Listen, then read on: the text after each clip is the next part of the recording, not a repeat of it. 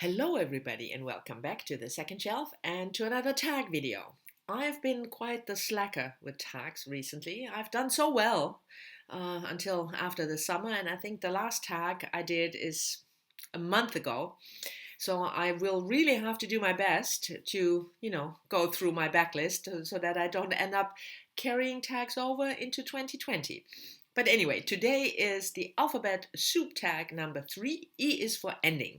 And if you haven't heard of this tag, it's a tag created by Shawn from Shawn the Book Maniac, where he picks a letter from the alphabet soup just randomly and comes up with prompts. The first two I did already. A is for author and N is for novella. I will leave links to my videos down below if you want to check them out if you haven't watched them. But now it's all about E is for ending. And as always, I have the questions here on the computer because of course I can't remember 10 prompts. I mean, you know me. Anyway, prompt number 1, E is for ending. A book with a great one and one whose ending sucked. And please avoid spoilers. When I thought about this first prompt, I tried to come up with not only 2 books that fit, but a more general way what I like and dislike about endings. And the first book, an ending that I thought was great, is Naomi Alderman's book, The Power, published in 2016, and it won the Women's Prize for Fiction Award 2 years ago in 2017. It's a dystopian book in which a world is shown where teenage girls all over the world develop powers. They can send electrical charges with their hands and they can hurt or even kill people. And then, a new dystopian world where women have power emerges. I loved the ending of the book because it was surprising in a way, but not like, a twist that you thought, okay, that's just a very made up twist to surprise you. But it brought together the setup of the book, referring back to what happened in the beginning. If you read the book, you will know what I mean. And I love that. I mean, I enjoyed the book. I thought the middle was a bit dragging maybe, and it was a good book for me until the end, and then it was brilliant. So sometimes an ending can really, tie everything together, like the dude would say. You don't know what I mean. It's a movie. Anyway, so I thought the ending in The Power was brilliant and made for me that the book was not only quote-unquote good, but really fantastic. A book that I thought the ending was bad is a booktube darling from also a couple of years ago, Joanna Cannon, 3 Things About Elsie, published in 2018. And this is a book about an 84-year-old woman, Florence, who lives in a home for the elderly, and she tells us about her best friend Elsie. 3 things you have to know. Florence is lying on the floor because she fell, and she thinks about her life and the importance of this friend Elsie. And there's a story with a mystery and a murder, and But there were various reasons why I didn't like the book. But one of the reasons was the ending, because what I really don't like if the ending is predictable. If you just know from the get-go, or 20, 30, 50 pages in, you just know what the deal is with Elsie. So I just hate that if that happens. Anyway, so the ending has to be not a twist surprise, but it has to make me maybe look at the book differently. Then it's a brilliant ending. Anyway, prompt number 2, E is for elderly, a favorite or memorable elderly character. And for this one, I picked a fantasy book, Anne Leckie's The Raven Tower, which was published earlier this year, I think in the beginning. And the elderly character is a sort of a stone god um, and this character is really, really old because it's, like centuries old. I enjoyed the book about the struggle for power in this fantasy setup, but I especially enjoyed um, these godlike characters. That's why I picked this book for the prompt elderly character. Prompt number 3, E is for EU, your favorite contemporary writer, and it's meant post-World War II to the present, from the European Union, or one you'd like to try. And of course, you all know about Brexit. I had to pick a British writer because it's probably the last time that I can pick a British writer for this prompt. And it's one of my favorite writers anyway, Jeanette Winterson. I really love her work. I think she is inventive in her stories. I started reading her, I think, in the 1990s. The first book I read by her was her sort of fictionalized memoir, Oranges Are Not the Only Fruit. But she is also an experimental writer, and not every book works for me. That's always the case. I think if you really like a writer, not every book works for you, but I will pick up every book she publishes. And the last one, by the way, she published Frankenstein, which was longlisted for the Booker Prize this year. I thought was absolutely brilliant, a retelling, reimagining of Mary Shelley's Frankenstein, various timelines, modern interpretation of an IE character. So I thought that was brilliant. If you haven't picked it up, please give it a try. Prompt number 4. E is for E, a writer you'd recommend whose first and or last name starts with an E. And for this one, I couldn't come up with a writer that I can really recommend with first and last name starting with an E, but at least the last name, Louise Erdrich. She is an American writer identifying as a Native American. And again, like with Jeanette Winterson, I don't like all of her books. Sometimes it's just a miss, but there are books she published, especially La Rose and the Master Butcher's Singing Club. When she's good, for me, she's really good. So if you have never tried her, I will leave a link to her page down below so you can check out various books, but I think she is absolutely worth a try. Number 5, E is for exploration, a new writer, theme, or genre you'd like to try. If you're following me, you know I'm always looking for debut authors. I always like to try new authors, find really new authors, or authors who just start publishing. But more generally, I was thinking about themes or genres, and one of the genres that I'm trying to get more into is fantasy. I've just mentioned The Raven Tower, which was, sort of delving a little bit into fantasy, even though a lot of hardcore fantasy lovers didn't enjoy that book. That's maybe why I liked it so much. But I'm trying to get more into fantasy, to find a subgenre or a certain fantasy type that I really enjoy.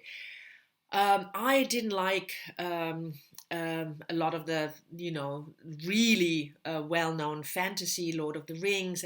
That's just not for me. I'm bored by the world, by the extensive world building descriptions.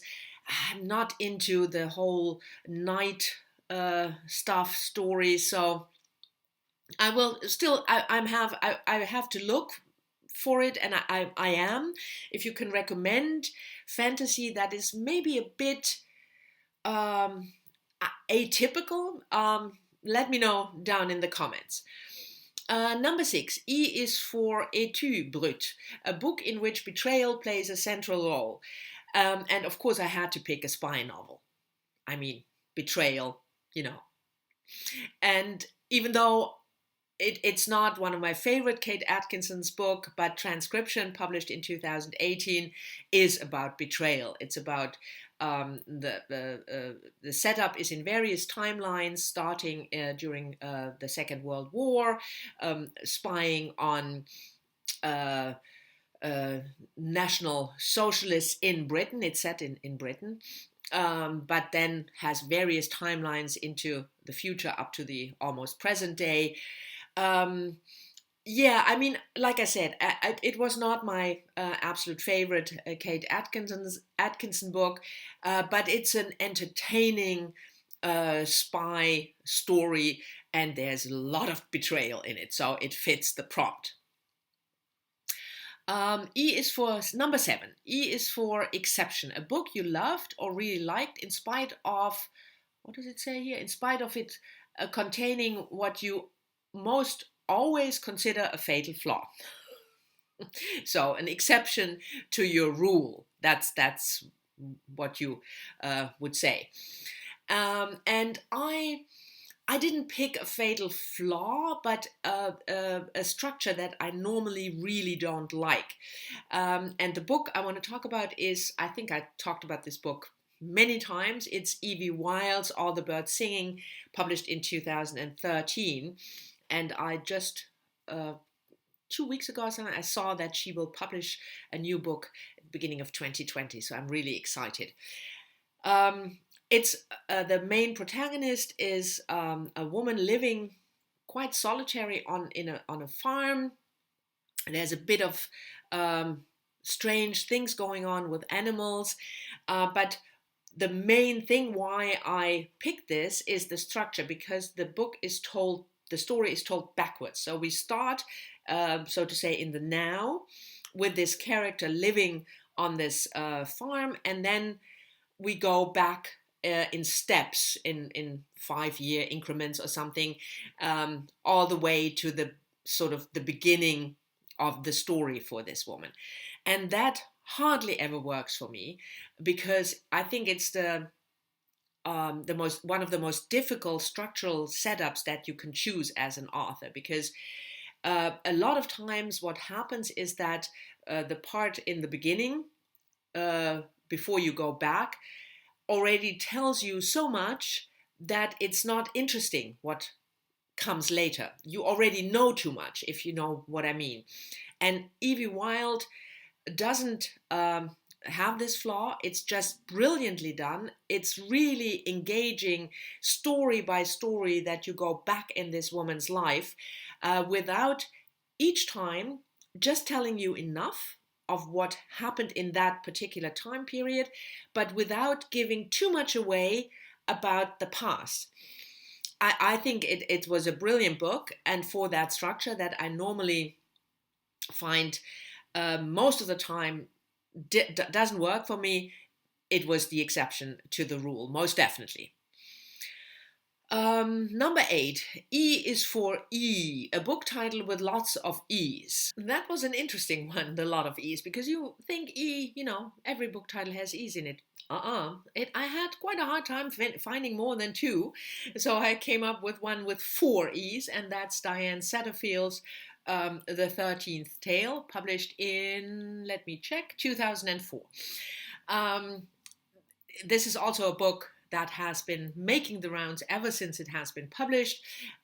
It's the story about a famous writer, Vida Winter, who is quite enigmatic. There are not a lot of things known about her life, and she chooses to tell her biography to a young woman who lives with her father. Her father has a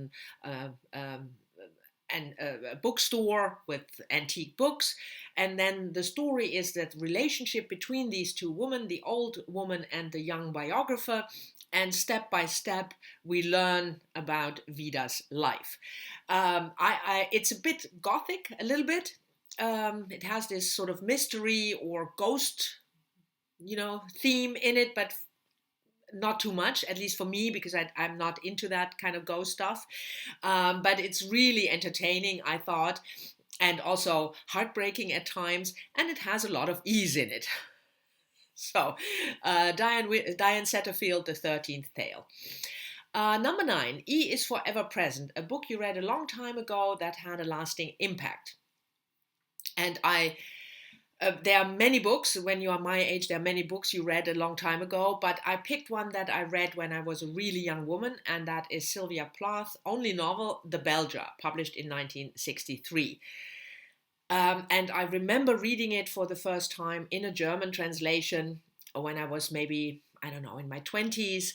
And it's about a woman in her 20s working in New York for a magazine and slowly but surely disintegrating, starting to feel that she lives under a bell jar, not being able to connect with the outside world, drifting into mental illness. And I vividly remember reading it, and I've reread it multiple times since then, and it's still one of my favorite novels of all time.